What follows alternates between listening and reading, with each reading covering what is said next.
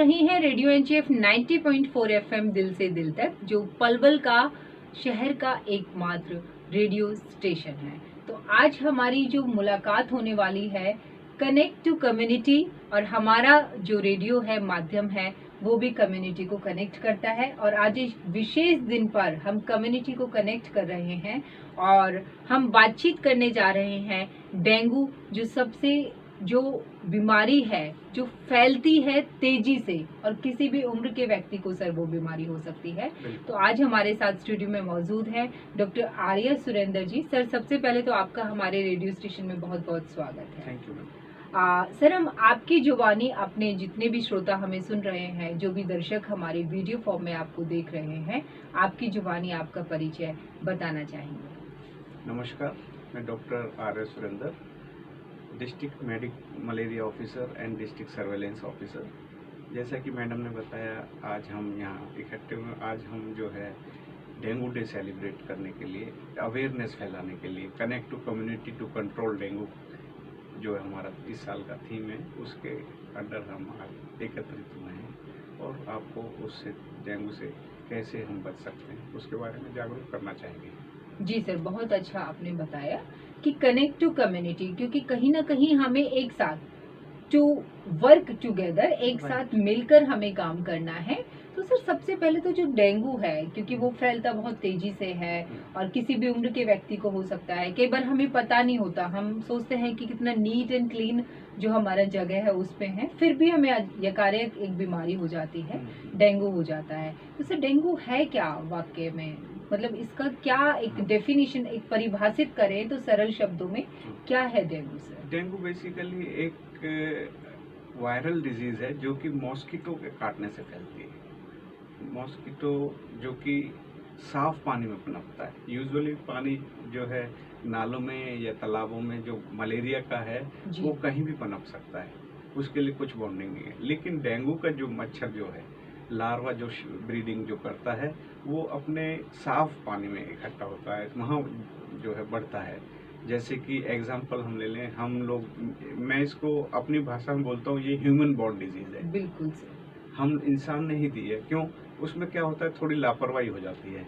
जैसे कि हम घर में कूलर यूज करते हैं, कूलर के अंदर पानी पड़ा है, अगर एसी आ गया है तो एसी चला रहे, वो पानी वैसे का वैसे ही रखा है, किसी ने छेड़ा नहीं, और वो मच्छरों को एक सोर्स बन जाता है, ब्रीडिंग सोर्स बन जाता है। तो वहाँ से वो जो है मच्छर होता है, पैदा होता है और वो फैलता है और वो जो है बीमारियाँ फैलाता है। ऐसे ही गमले हुए, पक्षियों के लिए पानी हुए, हमारी जो टूटे हुए कोई बर्तन यूटेंसिल्स हैं, मटके वगैरह, वो आसपास कहीं भी छोड़ दिए। पॉलीथीन हुई, पॉलीथीन क्योंकि पानी को एब्जॉर्ब नहीं होने देगा मिट्टी में, वो आपका कहीं भी एक खड़ा हो जाएगा और सोर्स ऑफ वाटर बन जाएगा और सोर्स ऑफ ब्रीडिंग सोर्स बन जाएगा मच्छर के लिए।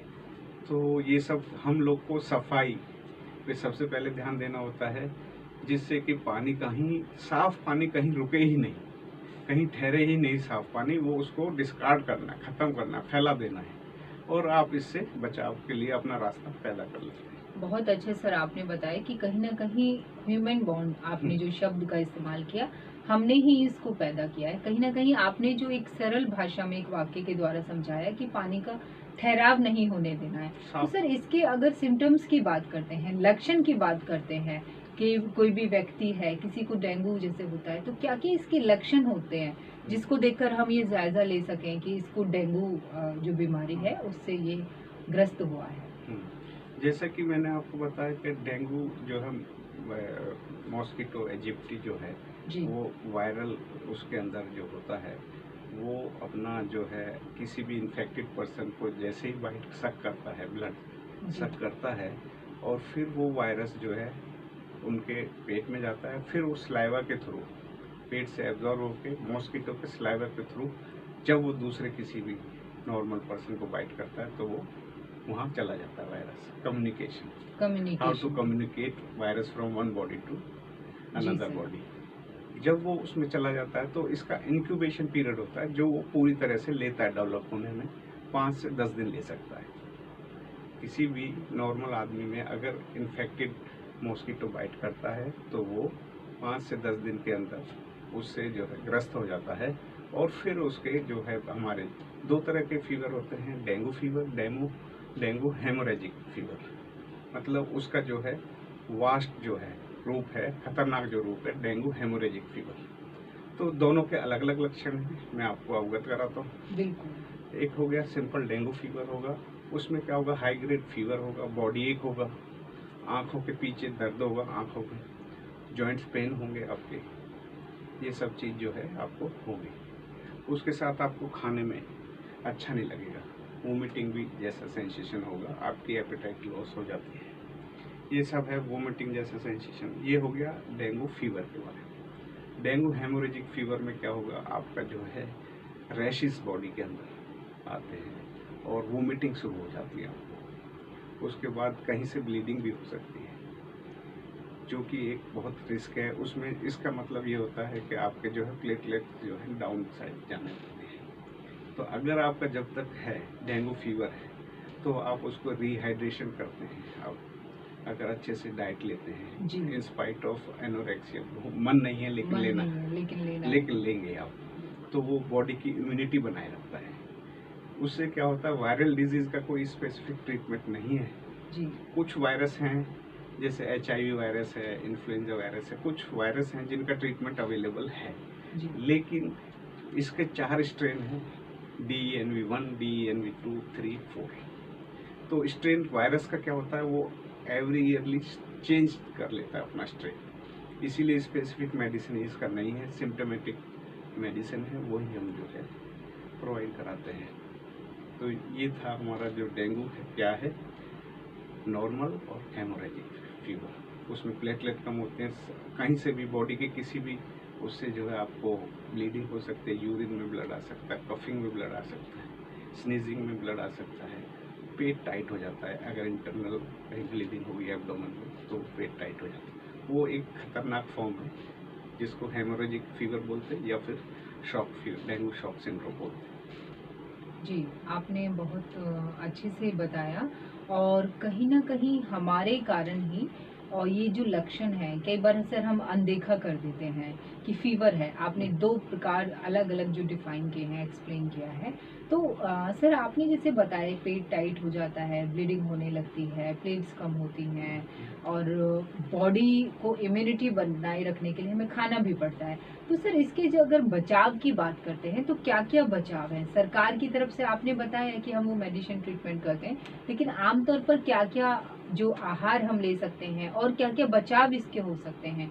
डेंगू जैसी जो भयानक बीमारी है, जिसका जो रफ्तार से फैलती है, आपने बताया कि मॉस्किटो के माध्यम से इसका जो ट्रांसफर है, कम्युनिकेट करने से भी हो जाती है। तो इसके बचाव क्या-क्या है सर? सबसे पहले देखिए, जो जिस चीज़ से ये पैदा हो रही है हमें उस पर ही अंकुश कसना चाहिए। जैसे कि घर के कूलर को जो है हफ्ते में 1 दिन हम लोग सोशल मीडिया पे जिंगल्स भी देते हैं, ड्राई डे।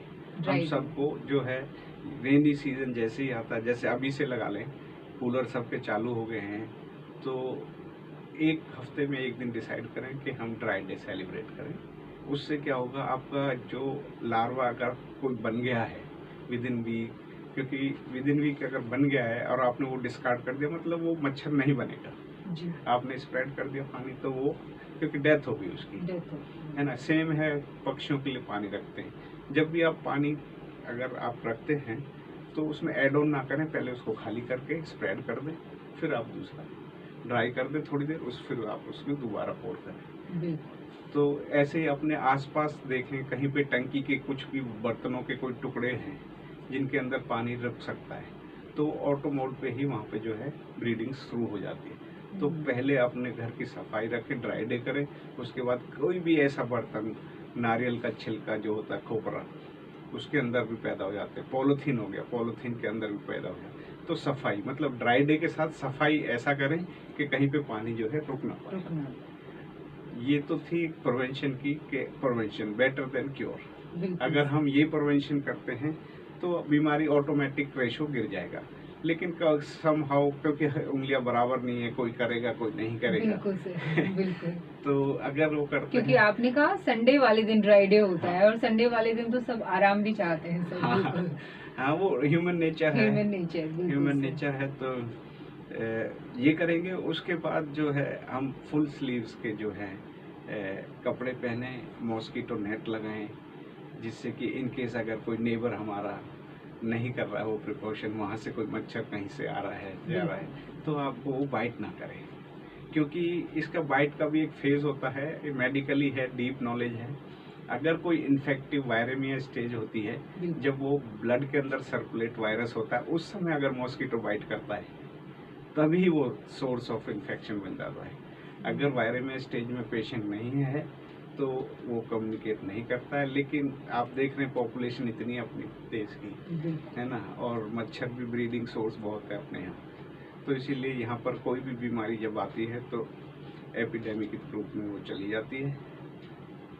दूसरा, फिर उसके बाद हम इसमें सिम्टोमेटिक ट्रीटमेंट करते हैं। जो सिंपल डेंगू फीवर है उसमें हम सिम्टोमेटिक, जैसे कि आप सभी जानते हैं, आज तो पैरासीटामोल टेबलेट है वो लेते हैं, लेकिन वो भी हमेशा डॉक्टर्स की सलाह से लेनी चाहिए, क्योंकि उसका एक साइड इफेक्ट है प्लेटलेट कम करना। अगर एक्सेस डोज में लेते हैं तो वो इट सेल्फ में जो है प्लेटलेट कम करती है। उसके बाद है रिहाइड्रेट रहना। बॉडी को चलाने के लिए फ्लूइड भी उतना ही चाहिए, डाइट भी उतना चाहिए।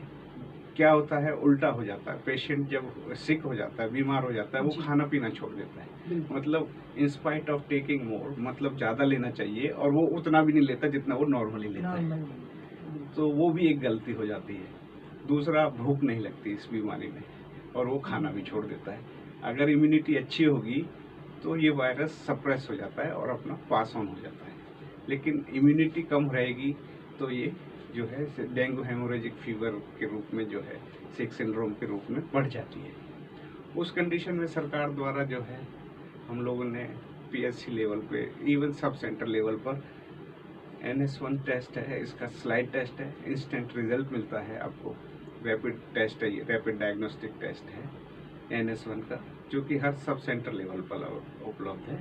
वहाँ पे आप अगर इस तरह का कुछ संदेह लगता है, आप जाएं, सलाह लें, वो आपको तुरंत बताएंगे कि ये डेंगू हो सकता है या नहीं। उसके बाद एलाइजा टेस्ट है, उसके लिए भी सरकार ने प्राइवेट लैबों की जो है फीस निर्धारित की है। कोई भी 600 से ज़्यादा रुपए नहीं ले सकता डेंगू की टेस्ट की, बिल्कुल, वो भी एलाइजा टेस्ट की, जिसमें कि बायोकेमिस्ट्री टेस्ट होता है।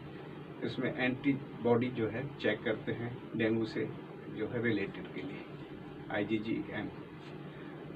फिर होता है, इन केस ये हो गया, डेंगू भी हो गया, अगर किसी के पास उपलब्ध नहीं है, कोई डोनर उपलब्ध नहीं है, प्लेटलेट की जरूरत पड़ती है, तो सरकार के प्रोग्राम में है कि हम जो है उनको प्लेटलेट प्रोवाइड कराएं सरकारी अस्पताल में। तो ये सब लेकिन सारा डॉक्टर के अंडर ऑब्जर्वेशन में ही होगा। सेल्फ मेडिकेशन कई बार बहुत खतरनाक है। वो चांस की बात है, इम्यूनिटी अच्छी है तो आप अच्छे हो गए, लेकिन जिसकी इम्यूनिटी अच्छी नहीं है, तो जैसे कि छोटे बच्चे और प्रेग्नेंट वुमेन, इनकी ऑटोमेटिक जो है इम्यूनिटी कम होती है, तो इनको ज़्यादा ध्यान देने की जरूरत होती है। नहीं सर, बहुत अच्छा आपने बताया, और सरकार द्वारा साथ ही आपने इसकी बचाव की जो सुविधाएं बताई हैं, और सबसे जो महत्वपूर्ण बात है जो आपने बताया, कोई भी जो ट्रीटमेंट है वो हम डॉक्टर की ही ऑब्जर्वेशन में लें। आप लैब पे जाइए, सरकार ने जो सेंटर पे सुविधाएं बताई है, कितना अच्छा सरकार ने, अगर ये बीमारी है, आपने बताया भारत देश में पॉपुलेशन है, इफेक्टेड हो जाते हैं, हम खुद कंट्रोल करते हैं, लेकिन कहीं ना कहीं पड़ोसी से कहीं से, लेकिन सेंटर पे जितनी भी सुविधाएं सरकार ने दी हैं, जो भी टेस्ट है, और जितना भी प्राइवेट लैब में जो फीस निर्धारित करी है, जो आम व्यक्ति है, गरीब व्यक्ति है, वो भी अपना टेस्ट करा के और डॉक्टर की सुपरविजन में उन सुविधाओं का लाभ उठा सकता है, क्योंकि कहीं ना कहीं डॉक्टर की देखरेख में ही हम इस बीमारी को खत्म कर सकते हैं। सर, बहुत अच्छा आपने लक्षण और बचाव के बारे में बताया, साथ ही आपने सरकार द्वारा प्रदान की जाने वाली सुविधाएं भी बताई।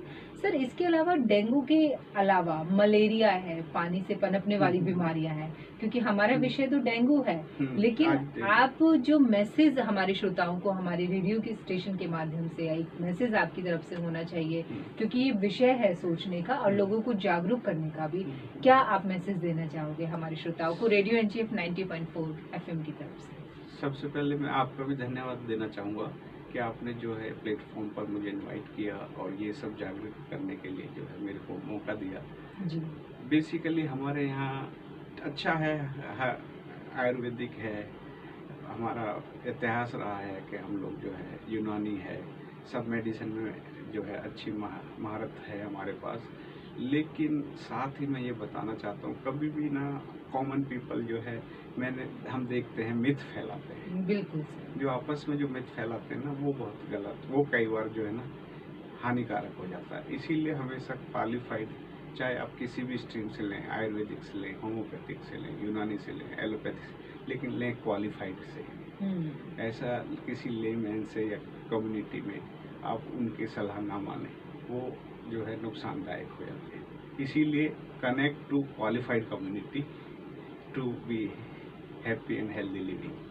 बहुत अच्छा आपने संदेश दिया, कनेक्ट टू कम्युनिटी और कनेक्ट टू क्वालिफाइड कम्युनिटी।